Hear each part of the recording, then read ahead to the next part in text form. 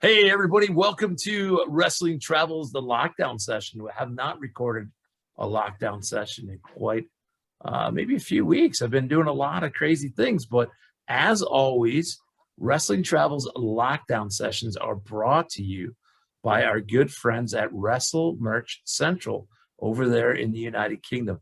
They are the United Kingdom and Europe's largest hub of all things professional wrestling. And I know I got some stuff sent to me and it came out of Florida. So I know they can ship all over. You got to check them out. They got great things going on. A lot of great merch. They got great merch, but I got great Perch with me. How do you like that? That was off the top of my head, Mr. Perch. How are you, sir? Welcome back. Hey, thank you very much for having me, Justin. And thanks for letting me be part of Wrestling Travel this week.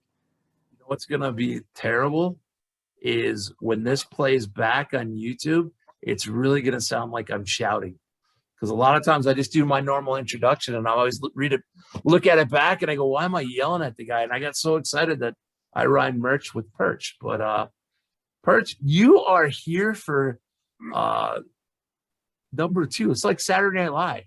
You know, we get you up to the 5-timers club. So as I said off the air, I'm really excited to have you on because we've got all the, I mean, and it was fun, but the tedious stuff, like when I asked you how you broke in and everything. But now I want to ask you, you've been a busy referee. Since I've had you on, we have met up at 4 shows at Warrior Wrestling.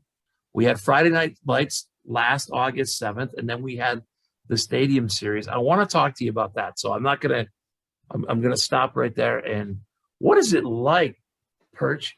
I know you do a lot of indie stuff, but Warrior is, how do I say it? It's an indie show, but it's a step above. A lot of big time talent down there. What's that? How did you? Was that your first time refereeing for Warrior, or have you ref for them in the past before 2020? Yeah, you know, Warrior is a promotion that I've been following for a couple of years. And I was thankfully able to get my first opportunity with them at the Stadium Series last year. And that was my first set of shows, being 3 of them at the football field. And yeah, that was absolutely amazing to be a part of. A locker room so well-traveled and well-versed that it was. And the amount of matches and the styles and the really the different cultures that all come together in a locker room like that to put on a show for as many fans as that stadium could hold outside. Yeah, it was wonderful. It was a great learning experience as a student, a great fan experience as a true lover of professional wrestling, and just a great company to be there with to do what I love, which is referee. Fantastic locker room. And that first time with fans, close to, or I didn't get the official, but it was close to 500 or maybe even a little more. The largest gathering of professional wrestling fans in North America since the pandemic had started, that first show in September. And you could feel it. Couldn't you feel it? I mean, I could.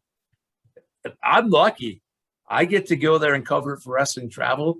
So I do have to take pictures and video and stuff, but I get to kind of sit in the stands and not have to worry about anything except for content. But how did that feel, being on Fight TV and in front of fans for the first time in a long time? Oh man, you can't overstate it enough. Having the fans back was just exhilarating. You know, everyone who loves this, business of professional wrestling, we all have the same thing in common, which is the passion. And all of us who are performing have so much passion, but it's all the fans where there's, maybe 50 performers, but like you said, 500 fans. And to have that many people together for the first time in, however long it was, you can feel that energy. And it's the stuff that you can't see, but it's there. And feeling the passion for all the fans and cheering, it was honestly like, electricity running through. Warriors is such a class organization, and I know I put them over a lot, but please go check them out. And I'm not just blowing smoke. They do it well. They do it so classy. But what a great locker room to be a part of. Everybody there is the sole goal there is to entertain the fans as best of their ability. I forgot where I was going with that question, Perch, because I was putting over Warriors so much, but I want, do you get, and I know this might be, I don't want to peek behind the curtain too much, and I don't want to ruin any of your image, but when you're on a show like Warrior, first time in front of 500 fans, and I'm going to tell you this, and I'm going to tell everybody watching, Referee Perch is one of the finest referees in the Midwest. You're starting to branch out. You are very well respected by a lot of people I know. So I am not just patting you on the back. I'm saying it to your face, and no, everybody would say that. So you're well respected. You're a veteran. You're a leader. But now when you get to Warrior and there's 500 fans and you've been following them for a while. And I know we always get butterflies, but do you have even bigger butterflies for that September show? Yeah, like I said, the electricity is a real feeling, and it starts out, it can be nerves, it can be, butterflies, it can be adrenaline.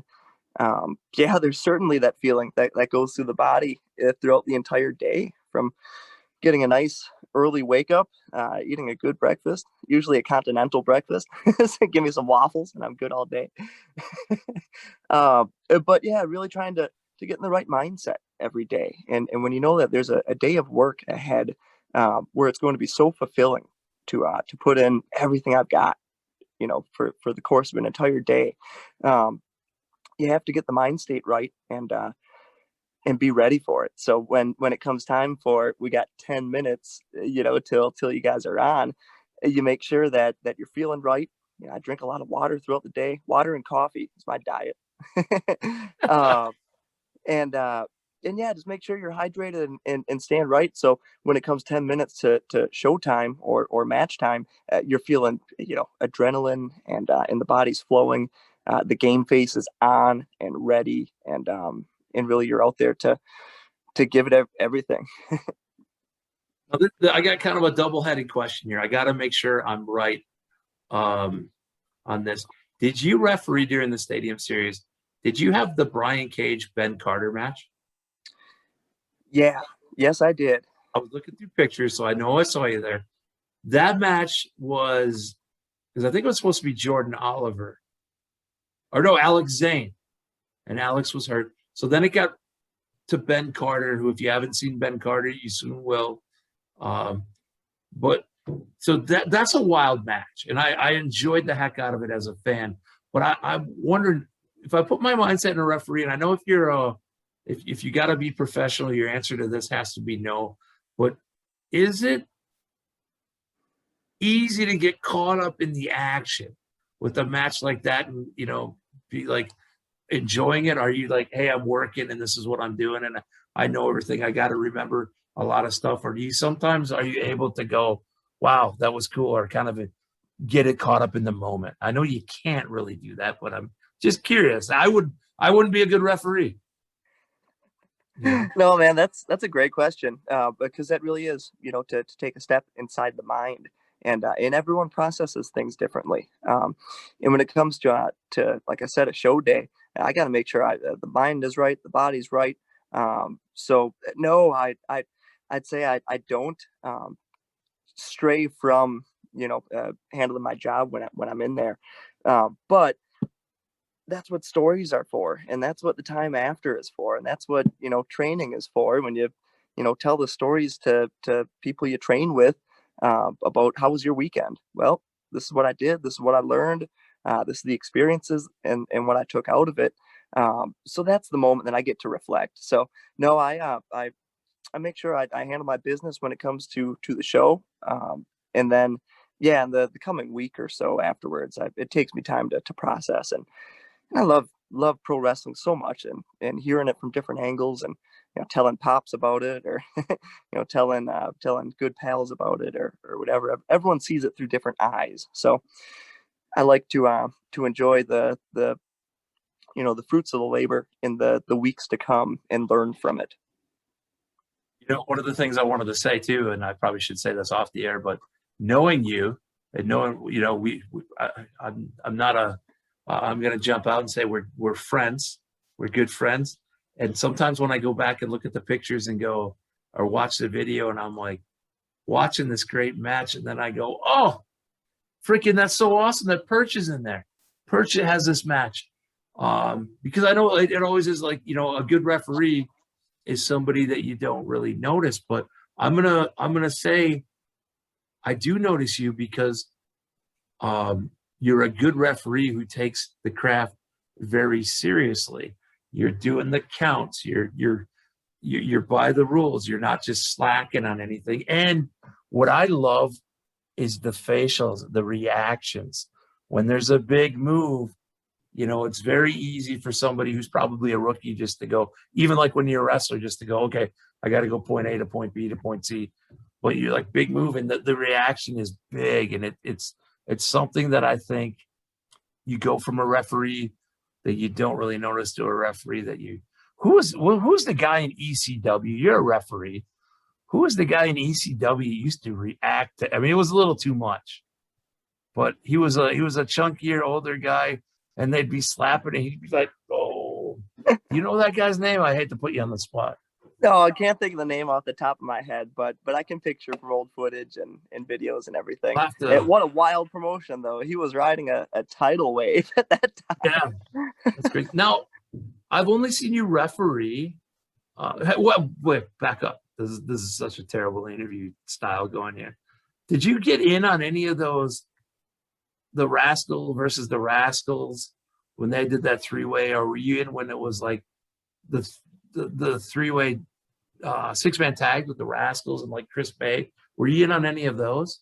Or the scramble? No, you were on the Beast Band scramble match, weren't you? Yeah, I was on the Dude. Beastman Scramble. That one was crazy. Got to play catch with Dad. Yeah. Yeah, you throw the ball. Now, That was wild. I could barely remember when you're putting together a match and then somebody comes to you and goes, "We're changing this part, this tiny part." And then it's like, oh man, I'm thinking so hard about that part that I'm not thinking about the other things. But you're doing, sometimes I mean, imagine in some shows, you're doing 4 or 5 matches a night. I mean, how, Yeah. is Yeah, that that's something you have to develop your mentality? So I imagine the first time you're doing a few matches, I mean, at least I would have been like, lost. no, that comes pretty early when you jump into this venture, and being a referee, you realize that places are always in need of a good referee or someone who's alert and ready to, you know, uh, do the best he can. So that being said, yeah, multiple matches are definitely, they come with the title of being a referee. So yeah, I look forward to it. It's always a bit of a challenge, but with challenge, it comes good reward. So yeah, whether it's 2, 3, 4, 5 matches, a whole card, it varies from show to show, and from ref crew to ref crew. Sometimes we've got 2, 3, 4 guys. Sometimes it's 2, 1. uh, but Yeah. depending on the shows, I mean, the level of shows, they're going to have referees well taken care of, and that's where, with Warrior, I believe we had the 3 of us, 4 of us, on hand, 5, enough to have some referees on standby. So that's always a good thing to have. But yeah, multiple matches, definitely part of the job, and I love it. You can tell because you love the sport and you respect the sport. But yeah, Warrior was interesting because I was a fly on the wall and got to see you guys as referees going, hey, if this happens, what do I, it was like almost like a referee study. So I don't know if I asked you this, but do you have a favorite referee like when you were growing up? Yeah, growing up, Charles Robinson was always the man, and Earl Hebner, always like Mike Chioda. Going back and watching, my favorite of all time would be Tommy Young. just studying and watching and enjoying. Um, that's kind of what I grew up with, knowing what a referee looks like and is the standard for a referee. So yeah, those are a few of my faves, and I love watching them just as much as I did growing up. Now, have you ever had a chance to meet somebody like Earl Hebner and kind of pick their brain? Just because every time I run into Earl, he is so overly nice and comes up and shoots the breeze with me, like like we've known each other all our lives. He's just amazing, and I just didn't know if you got a chance to ever kind of been on a show or met like a referee that you watched growing up. I don't say higher profile because, in my opinion, you're as high profile as they get. You just haven't got the break yet, and it's coming. It's Yeah, I can't thank you enough for the kind words. But yeah, certainly that happened last October at the Collective in Indianapolis. I got to have a sit down with Bill Alfonso and pick his brain for a little while, probably about an hour or so.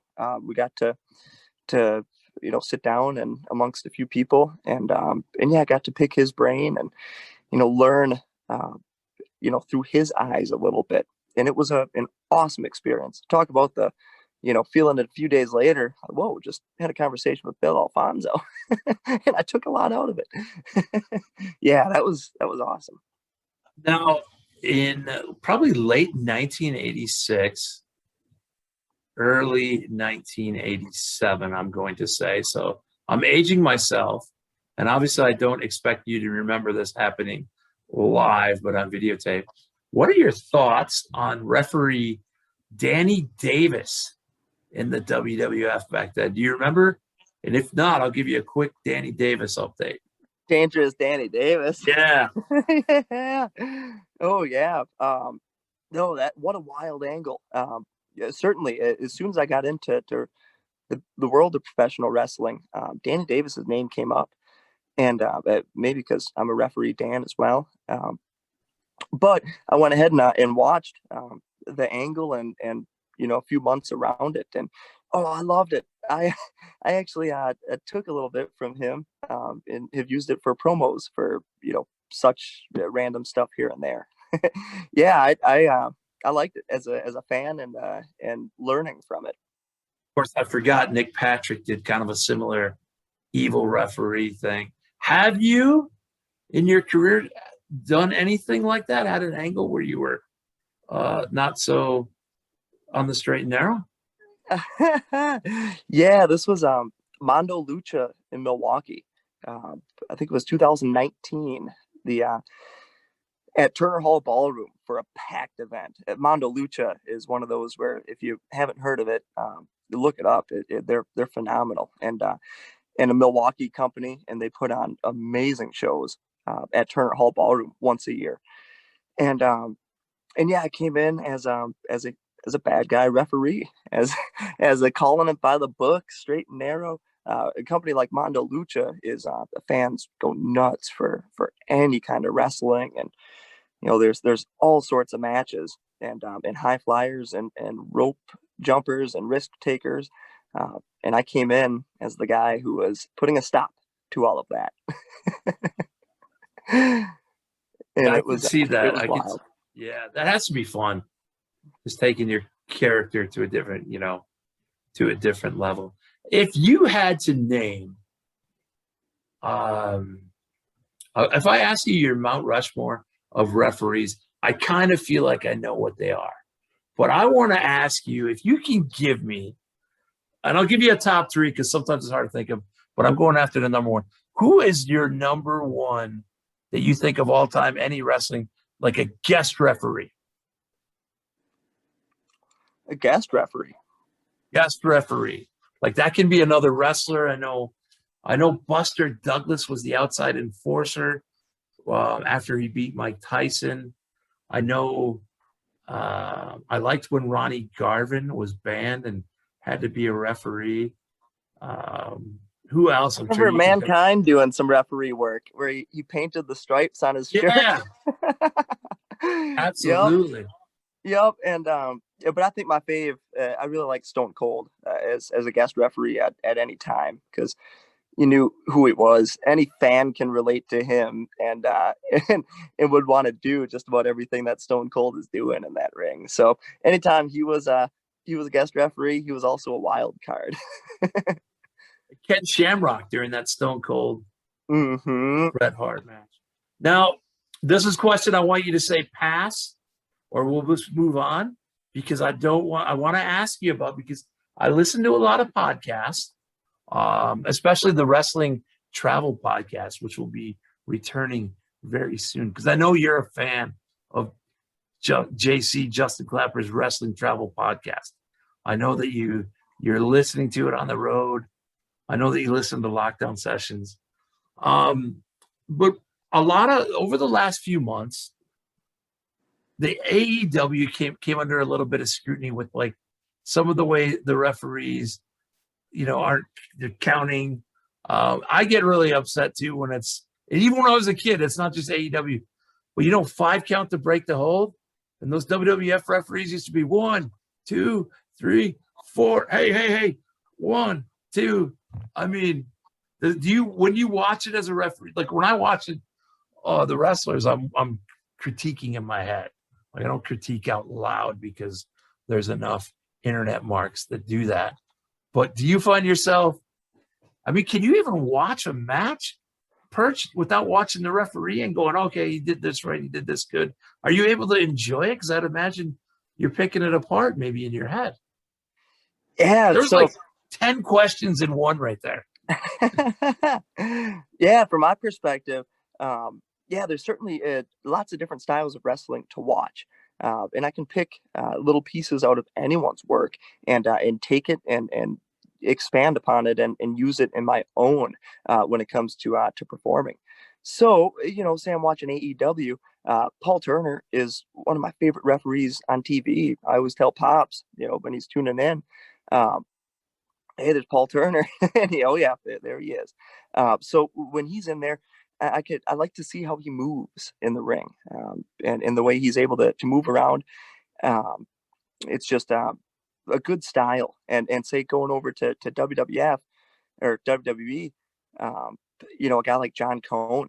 There's the flag bearer for all referees. I mean, that's the top spot right there, and he is the man. Uh, so I can pick little nuances about how he handles matches under pressure. You mentioned things about pressure or crowd or feeling those butterflies. I can't imagine anyone more intense than a guy like John Cohen feeling those butterflies and how he handles it under pressure. Or Jason Ayers too, another guy who I've taken a lot from in the styles that he used. Um, so yeah, lots of referees and GCW referees on the top independent level. I mean, those guys are phenomenal. I look up to each and every one of them and how they work and handle themselves and really, call a match amongst these top independent stars who are, the best wrestlers in the world. So I just impromptu thought of something. I'm going to fire off some scenarios and you tell me if it's legal or illegal. Okay? Tag team Yep. match. I'm wrestling a tag team match. My partner is climbing to the corner. I reach between the top and middle rope and make that tag. Is that a legal tag? No, I'm taking you out. No tag. There's a tag rope. I'm not holding it, but I have my hand on the turnbuckle. I mean, you got to keep your eye on a lot of stuff. Is that a Yeah, legal so tag? if that's the case, I'm telling that person, got to grab that tag rope, and chances are, I'm going to notice it if it's a habit, and different wrestlers have tendencies. So, if that's a habit or tendency, I know that going in. So I'm going to remind them a few times if I notice it. So no, if they're not grabbing it, there's no tag. So yeah, I'll keep it as much as I can see it. I'll let them know, grab that rope. But no, if they're not grabbing it, nope, no tag.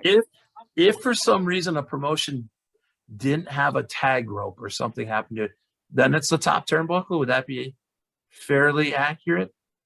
Yeah, setting guidelines before the show starts is what I like to do best. So if that's the case, or sometimes there's 3 tag ropes, or no tag ropes, or if there's an odd number, yeah, I like to establish it right away, just to let people know whether it's the turnbuckle itself, or the pole, or just establishing one hand on the rope right there, right next to it. I'm going to go old school here. No closed fists. So what? I know Greg Gagne, my favorite guy in the world, who I know you wrestle for BCW.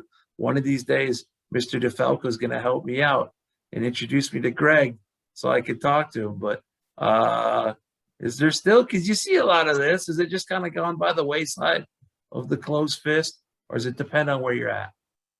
No, I'm again constantly reminding them, no closed fist. Keep those hands open. Got to keep it open. That's intent on a punch. No, too many of those, and we're gonna have ourselves a brawl, and it's out of hand. So, nope. Open palm strikes, go for it, all you want. Chops, forearms, go for it. But closed fist, no. I'm gonna be on you about that one, and too many of them, not a good thing. Now, when you go to different territories, let's say, and also taking it back, do you remember Memphis when Jerry Lawler back in the day had for a while, they had a no pile driver rule. A lot of people had, if you go over the top rope, it was a DQ.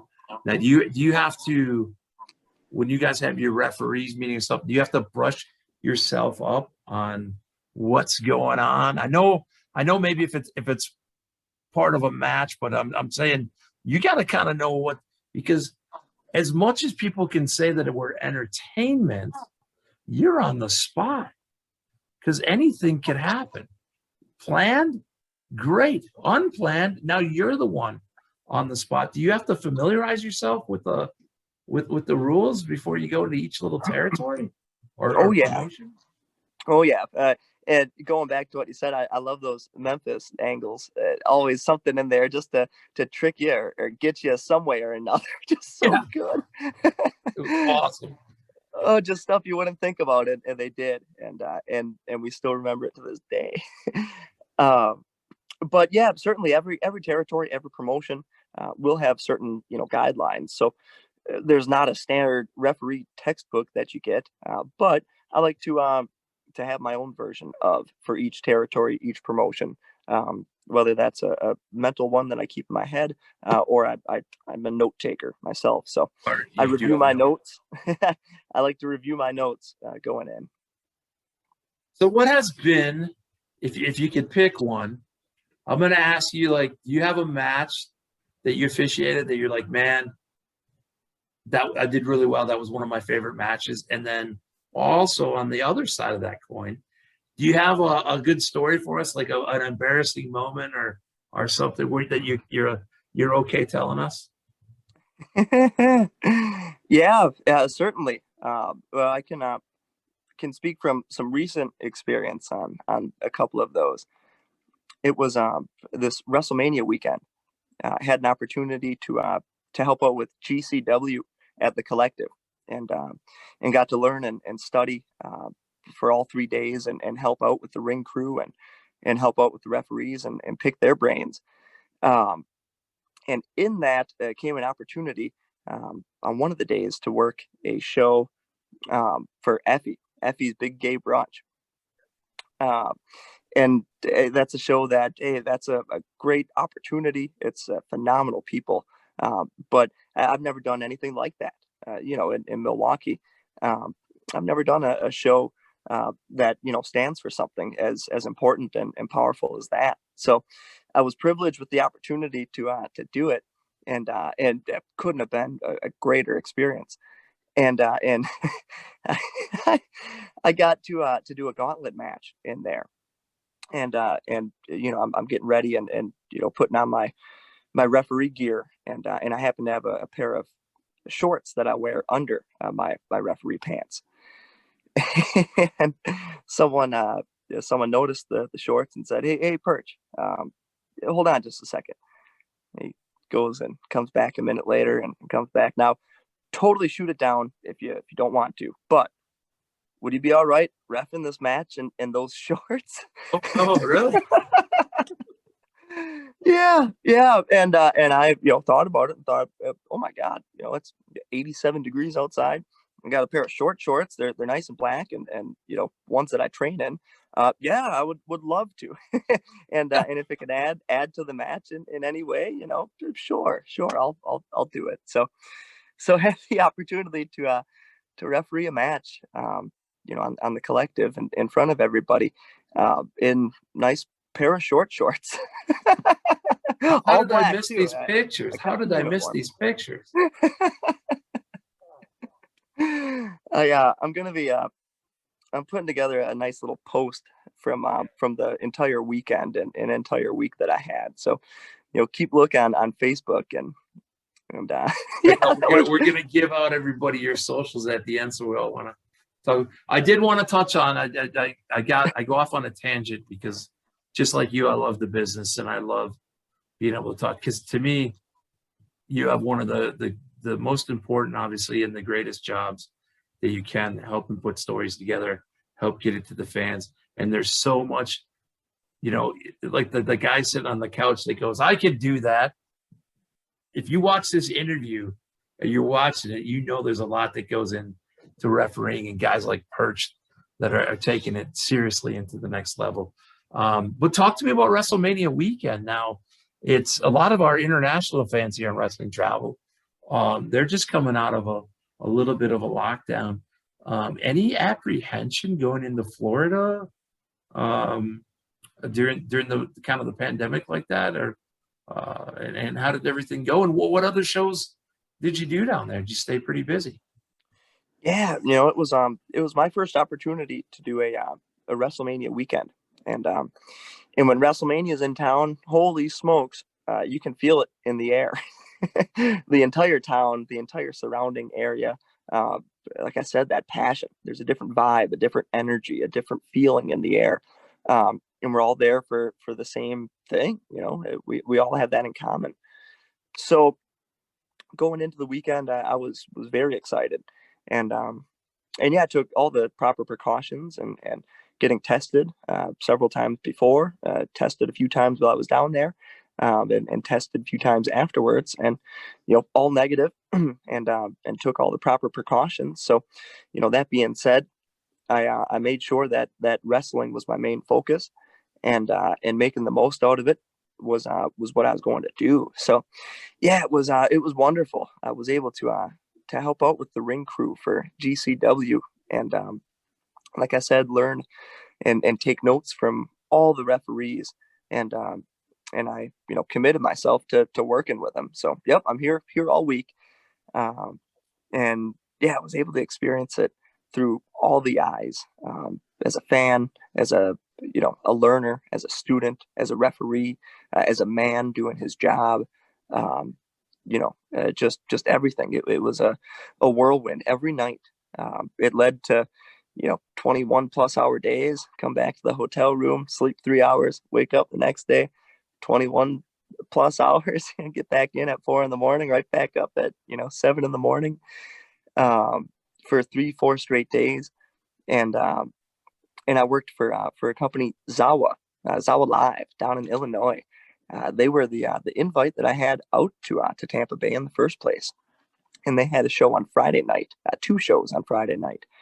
So I was able to do those 2 shows, and had a great time just seeing buddies that I know, and that was the first company I started traveling to outside of the state. So establishing good relationships with those guys, awesome to see them there, and knowing that I've already made so much out of this weekend already, and I'm right in the middle of it. So I went back to GCW afterwards and continued to learn. Uh, Ended up getting opportunities to work on 5 of the shows throughout the 12 show, collective. Um, what was it, the GCW, or Josh Barnett Bloodsport? It Oh, was Schlack against Super Beast, and they ended up having a big brawl at the end, and they had to call in all the referees to break it up. So there it is on Thursday night prime time in the middle of the night with a packed crowd for a giant card that's stacked, and being able to go out there and do my job and perform. It was wild and an unbelievable experience that I'll never forget. And then was able to work the next day on the Alley Cat show and the Faye Jackson Gray Sweatpant Battle Royale. And that was awesome to feel the love and passion that everyone has for someone like Faye Jackson, who's given inspiration and motivation and opportunities to a lot of people there. To be a part of that was something greater than me, by all means, but it was a greater purpose and using pro wrestling for that. Those are the reasons that I truthfully got into the business for. I want to help make this business better in any way I can. By the time I exit, than it was when I entered. So for putting on shows that are for greater causes like that, it's wonderful and very cool to experience and be a part of. Then the Acid Cup, day 2 was happening that day, and I had a match, a non-tournament match between Gabriel Sky and Canis Lupus, and oh man, just a hard-hitting affair, just a back and forth brawling match in the heat of the sun with the palm trees in the background.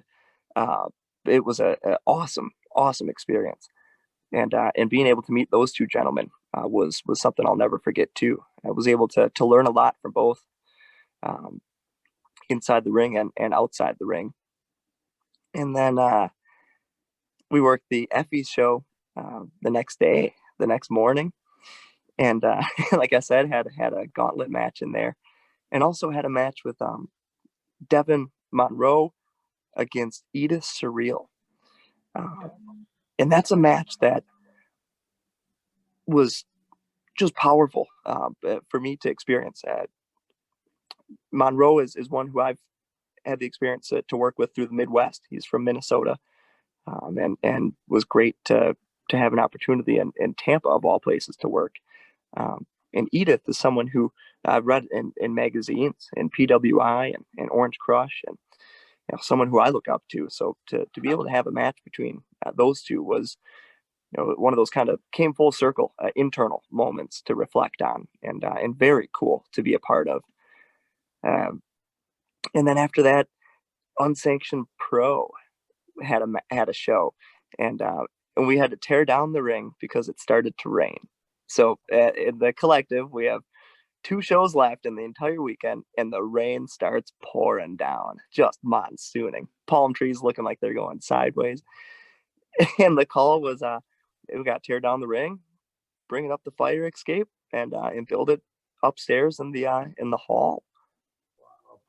So all of us, everyone there helping out the entire weekend, did just that in the pouring rain. It took down that ring, brought it up the flights of stairs, and assembled it up in that hall inside the Cuban Club, and put on Unsanctioned Pro, which I happen to be a part of, and it was just phenomenal. That's so amazing. That is freaking. I can't it was imagine. Fulfilling. It was fulfilling, to say the least. Now, let me say, you had these long days. First of all, I'm going to throw a comment in there. You keep a notebook. You tell great stories. I hope someday when it's all said and done, you put pen to paper, and you would have a very interesting novel to read. You would sell at least 2 copies, because I'd buy one to have you autograph and save, and I'd read one. Did you get a chance after all those big days to enjoy? Did you? I know tickets were probably ridiculous, but did you get to go to Mania, or did you get to go to any show and relax and be a fan? Yeah, so like I was saying, I got to experience the whole weekend through so many different eyes, as a student, as a worker, as a fan. My enjoyment came at 2, 3 in the morning for the late shows. The first night, For the Culture put on a show, and I'm getting to see guys, Lee Moriarty coming out, AJ Gray, the main event, Rich Swann against Too Cold Scorpio. Holy shit! To be Wow. a part of that crowd, oh my God, I couldn't tell you how passionate I was and just how much love was in the air. I mean, it was just unbelievable. So yeah, there were so many times and parts throughout the weekend. The next night, after I came back from Zawa, I came back and it was the Violence and Suffering show.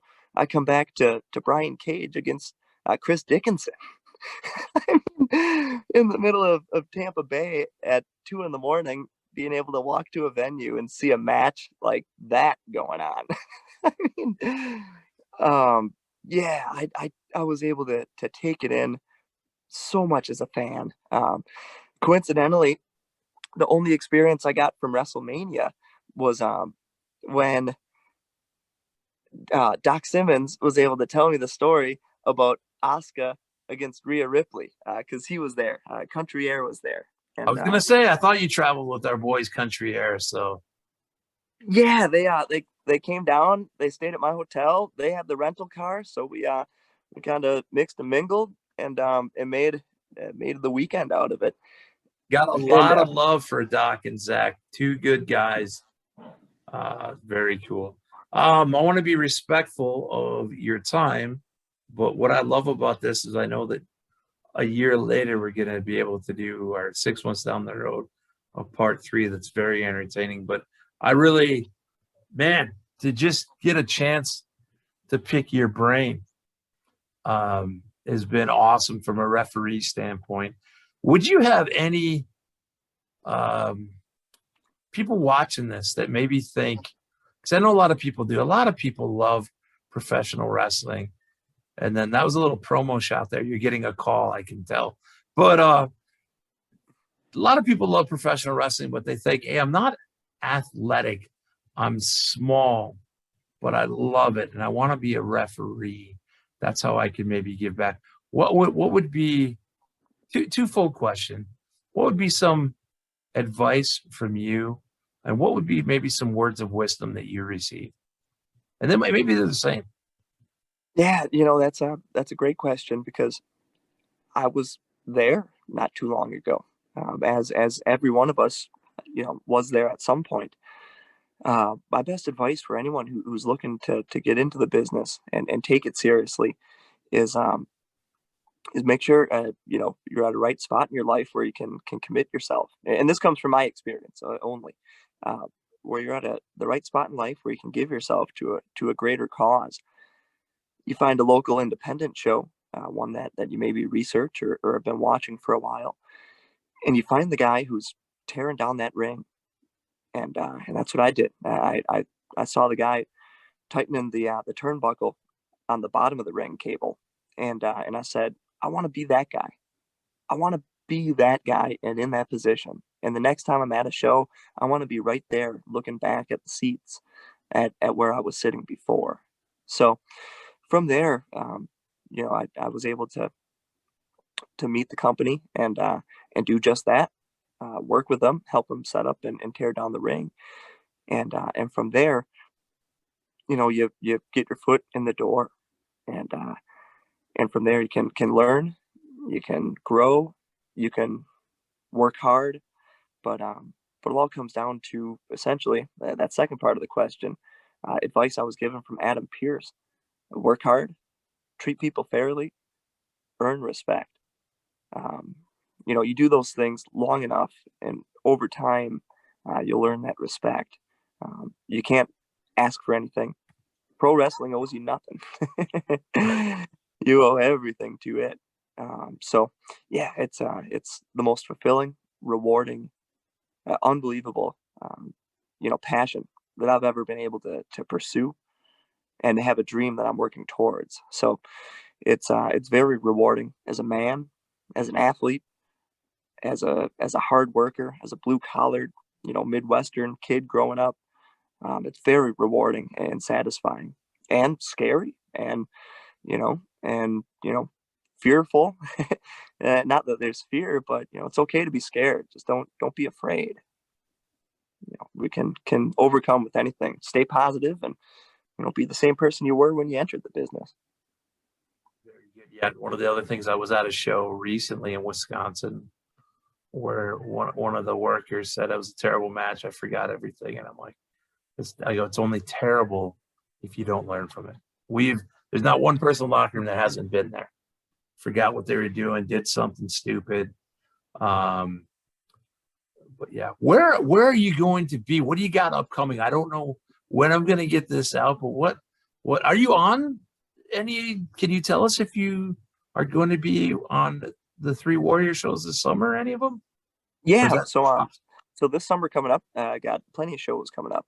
So Warrior, certainly, we are part of the referee crew, and we'll be back for action when those ones start up. AAW Alive is running tapings, live shows on Twitch, as well as airing shows Saturdays on Twitch. I think around 6:00, 6:30. You can check out the social media for AAW. Zello Pro is coming up in Turner Hall in Milwaukee. We've got Brew City Wrestling coming up as well at the Elks Lodge. ACW Wisconsin just ran their big show last weekend. Yeah. That was pretty cool. We've got Galley Lucha coming up this Friday. That's going to be pretty fun. I've been enjoying submerging myself in the culture of lucha shows and learning that avenue and that style of match. So yeah, lots of shows coming up, lots of good action. ICW Milwaukee still kicking out shows, a lot of them, doubleheader. I think Schlack is in town. That's good news, man. After coming out of where we're at, that you're busy, keeping everything good. Hey, so I'm stuck. I'm not going to be able to make any of the Warrior shows. I'm in a bubble over here on the East Coast. Still working wrestling travel, but I've got other wrestling things I need to take care of. So I'm dearly going to miss the Warrior shows. And I sure hope that these borders open up. And it would be better to send Alicia a toot in my place anyway. So I hope I can get her down the Warrior, because I know she absolutely loves it. So I'm going to miss that. But when I get back after summer in September, I really hope that we can catch up on a show. Or heck, we haven't even been able to catch up not on the show. So I'm looking forward to a Wisconsin fish fry already, and I haven't even been out here for a week. So yeah. Did you BCW this last weekend? Unfortunately, I was gone. Wrestled up near my neck of the woods, near Weston and Wausau. Were you on those shows? No, I was down in Oshkosh, or I guess up in Oshkosh. Oh yeah, at Water City. And then down in Chicago for LLT. Then I did miss you. I don't feel as bad then. No, but they had a couple fair shows up there, and said it was a great time on a soccer field. They had some luchadors there too. It was a wild time. Some good footage from that set of shows. I've got to catch a BCW show live, and the fact that I don't have to travel 4 hours to Milwaukee, and they were right near my neck of the woods, like an hour away, and I wasn't there. I was like, man. So I still haven't got a chance to razz Frankie about Greg Gunn. So tell me this. Last question is always the same.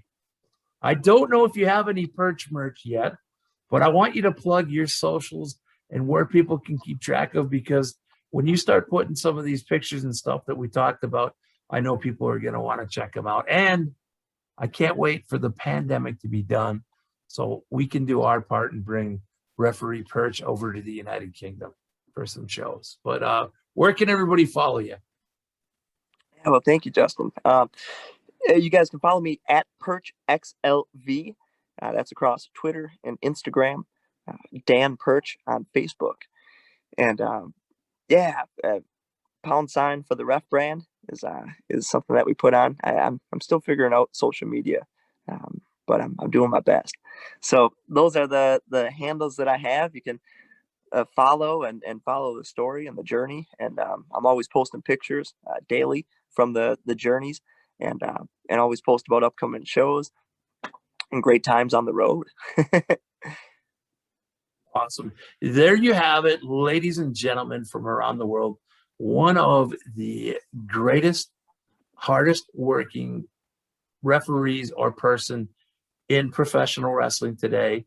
And I'm not just saying that, but more importantly, one of the greatest men, greatest people, greatest personalities that I have met. He does it at a high level. Please support him. And I got to tell you, if you're not into some refereeing after hearing some stories, I can't wait till this airs so people have much better question. But on behalf of Wrestle Merch Central, Wrestling Travel, I am JC saying thank you. We'll see you next time. Mr. Perch, it's an honor. I hope I get the honor to do this again several times. Thank you so much. Oh, the pleasure is all mine, JC. Can't thank you enough, brother. And those kind words really, really mean a lot. Thank you.